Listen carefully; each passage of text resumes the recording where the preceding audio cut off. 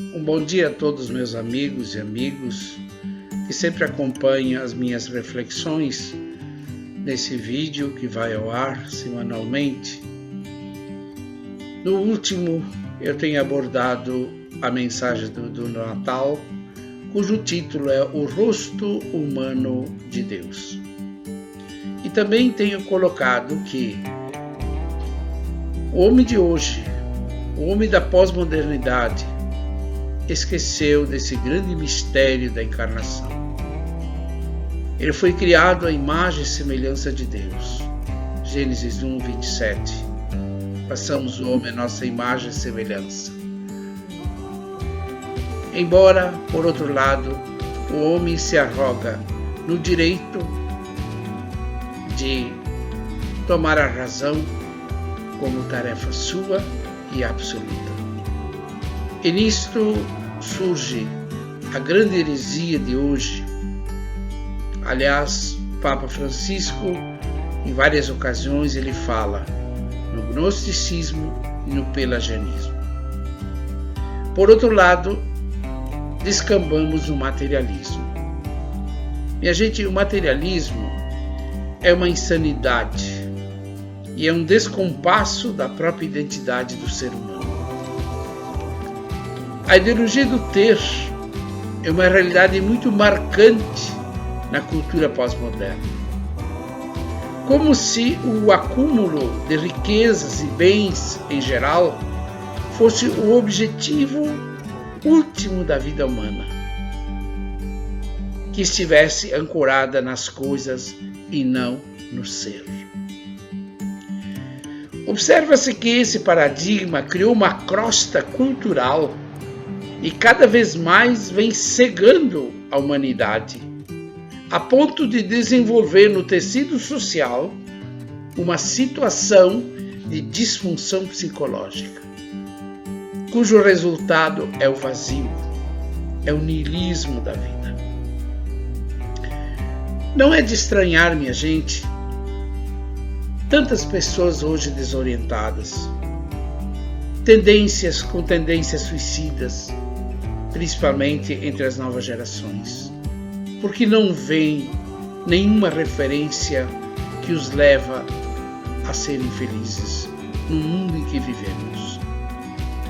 Embora não somente entre eles, entre os jovens, mas também entre adultos, idosos, e os idosos que sofrem e sentem-se abandonados e sobras da sociedade, numa sociedade que vale quem tem, é o ter.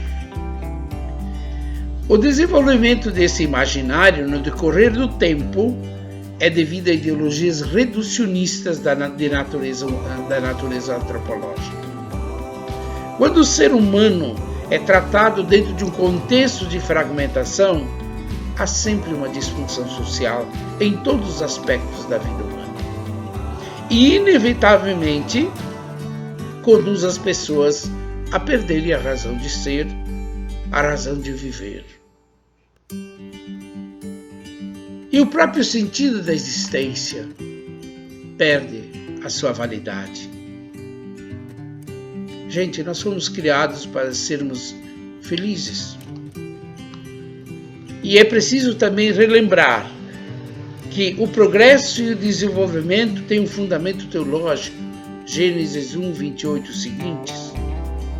Mas é sobretudo que isso não quer significar que somos donos absolutos das benesses, fruto da inteligência humana recebida na própria criação. Deus criou e nos deu uma tarefa de fazermos um mundo melhor. Mas jamais pode passar pela nossa mente a autossuficiência de nos desvincularmos da grande razão criadora universal do bem, que é o próprio Deus.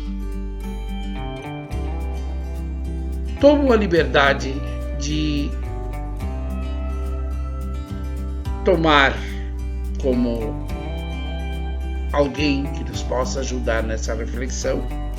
Chesterton, Gilbert Keith Chesterton, grande escritor, um filósofo, jornalista, teólogo, um literário, crítico da arte inglesa, e ele é alguém que pertencia à Igreja Anglicana. Mas, como ele disse mais tarde, o anglicanismo para ele era uma imitação pálida. E em 1922, então, ele entrou em plena comunhão com a Igreja Católica. Mas é interessante que a adolescência dele foi marcada por esta heresia que nós hoje vivemos e que muitos, não só jovens, mas intelectuais, vivem e se proclamam agnósticos. É uma heresia. Apesar dessa fase árida e espiritual dele, ele se opunha sim aos discursos materialistas e espiritualistas que ora criticavam o cristianismo por ser muito pessimista, ora por ser muito otimista.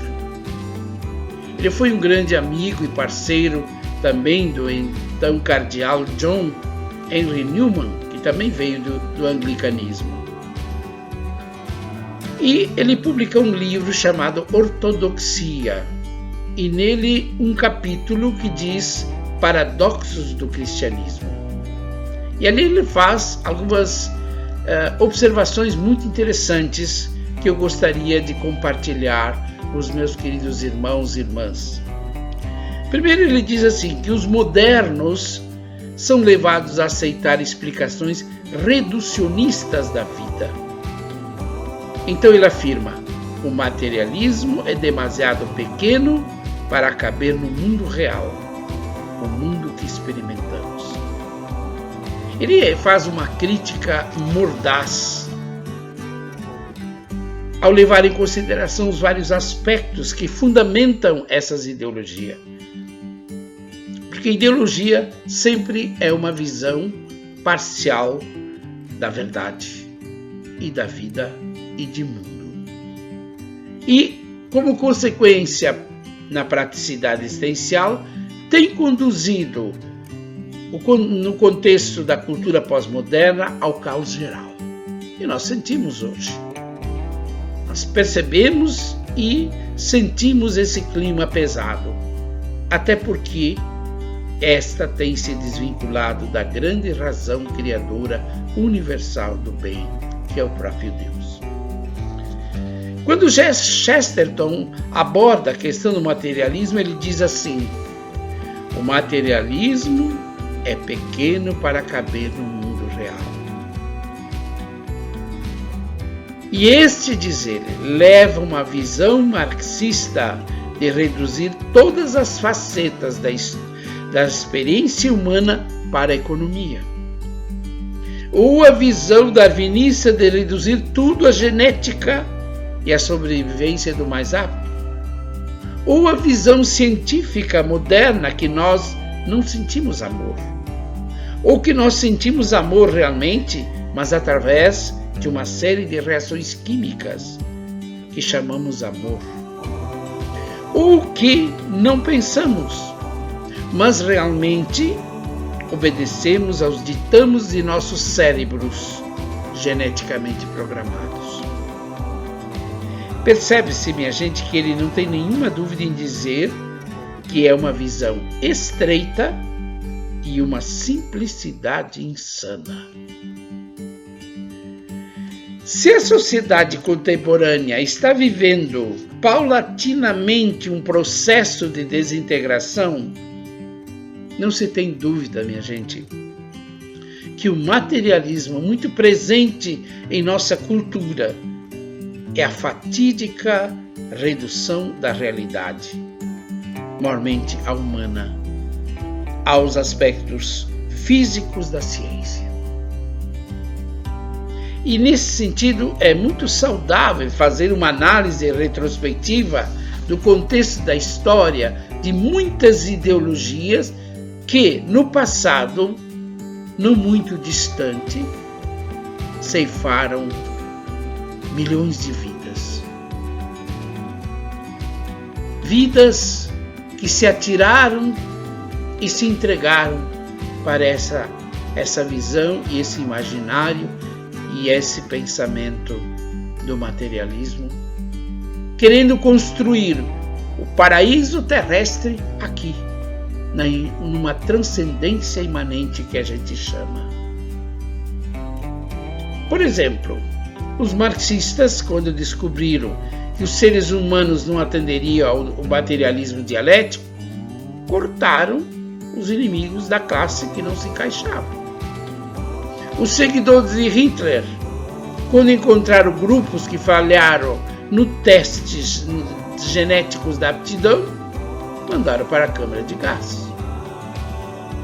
Vejam que hoje as nossas leis materialistas refletem uma crença de que a vida humana no útero é meramente material, biológica. E se for conveniente, então pode ser eliminado. Com a maior simplicidade. Eu publiquei em 2018, agora próximo passado, um livro cujo título é A Ética Nasce Quando Encontra o Rosto do Outro.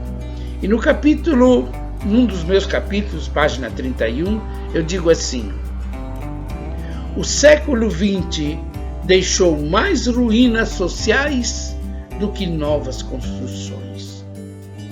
E ainda, faz-se necessário reconstruir todas as instituições sociais e colocá-las a serviço da subjetivação dos atores e da salvaguarda da terra, e não mais do lucro. É uma citação tirada de Após a Crise, de Alain Touraine, da editora Vozes. E ele diz mais, Alain: cada qual sente que a dificuldade é imensa e o fracasso muito provável, mas também que os termos indicam a única solução para uma crise que vai além do funcionamento da economia, já que ela se produziu no mundo onde todos os vínculos entre economia e sociedade foram rompidos pela globalização de uma economia, aliás, que ninguém consegue controlar. Ora, minha gente, a visão que se depara ante a realidade acima citada sobre a vida humana se pode dizer assim: o materialismo nega a base espiritual da qual essa mudança nasce. Sem nenhum escrúpulo, pode-se dizer que o materialismo, muito presente em nossa cultura, é uma espécie de simplicidade insana. Por outro lado, a raiz disso tudo é o desejo louvável da certeza racional. Isso é uma realização que se faz com orgulho por muitos intelectuais, em vez de serem humildes e saber que temos que estar vinculados à grande razão criadora universal do bem. Ora, visto sob esse ângulo, para a barbárie, para o crime hediondo é um passo. Por quê? Porque o materialismo reduz o homem a um ser físico sem alma, sem qualquer tipo de responsabilidade divina e sem qualquer valor inerente. Temos que observar, meus queridos irmãos e irmãs, que a existência humana é um dom profundo do Criador e o materialismo destrói essa dignidade humana. A vida é um mistério profundo e jamais qualquer ciência conseguirá apreender e compreender a profundidade desta vida, que é um mistério. Não podemos esquecer que, como diz Benjamin Wicker, o século XX foi o século mais sangrento da história da humanidade. E foi marcado por líderes implacáveis, cheios de uma terrível autoconfiança e suas ideias materialistas, da qual o marxismo foi a vertente dominante, iriam curar tudo que aflige a humanidade. Curiosamente, o ser humano se desvinculou da grande razão universal do bem, tendo certeza de tudo. Isso levou os humanos a não ter mais dúvidas, mas tendo certeza de tudo, e isto é mortal.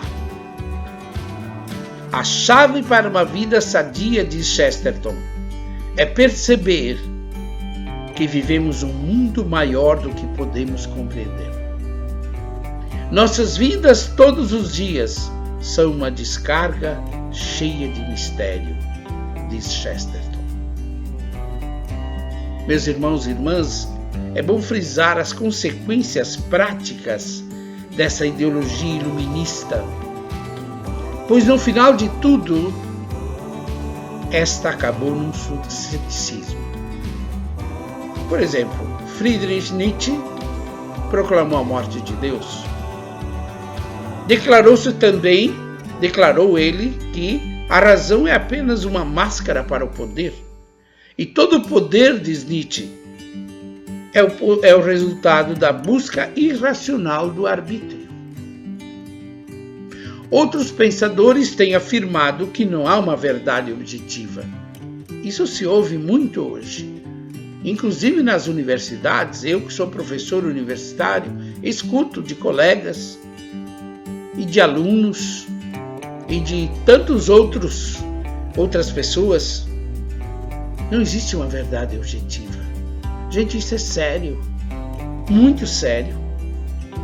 Por isso que marxista pregava que todo pensamento é apenas reflexo dos modos de produção materiais. Chesterton diz assim: o intelecto humano é livre para destruir a si mesmo. É a loucura do nosso tempo. Afinal, loucura pode ser definida como a utilização da atividade mental a fim de chegar à impotência mental. E diz mais: o erro dos racionalistas modernos é que não conseguirem entender e não conseguirão que razão é em si uma questão de fé. Observem que a busca da certeza é uma ideologia que, através do racionalismo exacerbado, reduziu a realidade a uma mera concatenação de causas puramente materiais. E que, por causa da sua simplicidade bruta, a mente humana poderia facilmente entender. Ora, na verdade, esse contexto não deixa de ser uma característica dos sofistas da Grécia Antiga, como é dos liberais hoje. Então observem que o liberalismo hoje, nós podemos dizer com muita clareza, é a casa política dos céticos e racionalistas. Aliás, que se sente tão confortáveis com um governo burocrático e centralizado. Os liberais veem o homem como massa a ser transformado em algo diferente do que ele é. Na verdade, isso não deixa de ser um desastre para a dignidade humana, porque todos se tornam reféns do capital financeiro. Isto é cruel e é desumano. Poucas pessoas se dão conta do perigo que é o capitalismo neoliberal econômico, o socialismo, as sociais-democracias, o comunismo, os totalitarismos, são ideologias que obstruem o desenvolvimento de um humanismo sustentável e justo. E aí é interessante ouvirmos novamente Chesterton, quando ele diz: o materialismo arruína a moralidade de duas maneiras. Nega que temos livremente arbítrio e nos liberta dos limites morais para buscar todos os prazeres físicos. Ora, do ponto de vista do seu mundo, juntamente com a previsibilidade mecânica, negando assim o quê? O livre-arbítrio no seu mundo. É simplesmente uma loucura. Por isso, a reflexão de hoje, ao concluir, tomo novamente o nosso autor Chesterton, quando ele diz: o perigo reside não no ambiente do homem, mas no homem. Porque a visão materialista é errada, não só nisso, mas em reconhecer o perigo das riquezas. Pois, diz ele, um homem, quando depende dos luxos da vida, é um homem corrupto espiritual, politicamente e corrupto financeiramente. Só o cristianismo é que pode oferecer qualquer objeção racional a uma oligarquia dos ricos. O valor moral sustenta um homem naquilo que está em si mesmo, no que ele faz e não em suas posses e em seus bens materiais. Embora, diga-se de passagem, mas com determinação, que a solução não está nem no socialismo, nem no capitalismo liberal, e muito menos no comunismo, pois a experiência do século XX, próximo passado, retratou muito bem o fracasso dessas ideologias, como já afirmei, e não tem respondido à justiça social. Aqui entra em cena algo que defendo muito, que é a escola austríaca de livre mercado, sob o protagonismo de Ludwig von Mises e Murray Rothbard e outros. Está mais que claro, minha gente, que a escola de economia de livre mercado, segundo a escola que aqui é adotada, que é a de Harvard, escola de Chicago, não serve para a resolução da América Latina, do terceiro mundo e do quarto mundo. Porque não promove, na verdade, o bem-estar de todos. Porque, na verdade, é o capital financeiro que gira em torno de si mesmo, que já falei em outras ocasiões, o eficientismo econômico. E aí, continuo ouvindo ainda que temos que fazer caixa. Fazer caixa em detrimento das necessidades básicas dos cidadãos. Acredito que se o Brasil não mudar sua linha de economia de mercado, está fadado ao fracasso e levando milhões de brasileiros ao desespero. E compreende-se então que a política econômica adotada faz mais propaganda de que está crescendo, embora os fatos não correspondem. É bom acordar dessa ilusão, minha gente, desse modelo econômico. Tudo tem aumentado. Tantos quesitos, inclusive básicos para a alimentação do tecido social. O crescimento econômico não é real, e sim uma manobra política distorcida e mentirosa. As medidas que foram aplicadas no contexto da nação continuam a privilegiar os que já possuem um bom nível de vida, mas a pobreza e a desigualdade está cada vez pior.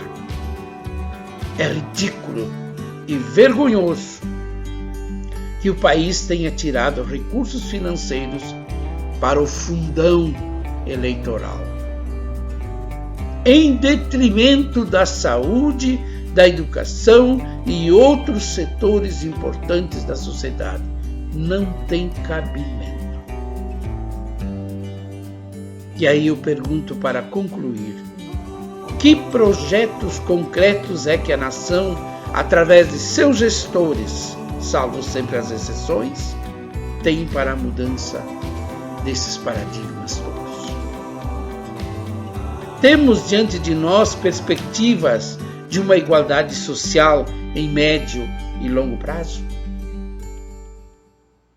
Quais as metas e projetos é que vão alavancar o país no estado em que se encontra? Queridos irmãos e irmãs, é bom cada um se perguntar e cada um fazer a sua parte. Afinal, nós somos irmãos uns dos outros e precisamos não nos fechar no nosso eu egoísta, mas olhando a cada irmão, que é o rosto de Deus, é a dignidade do ser humano. E principalmente os cristãos, e eu diria mais, mormente os católicos, têm que saber retratar, pelo seu testemunho de vida, que é possível um mundo diferente, mais inclusivo, mais fraterno, mas depende não só dos grandes da nação, não só dos gestores, mas também de cada um de nós. Até a próxima semana.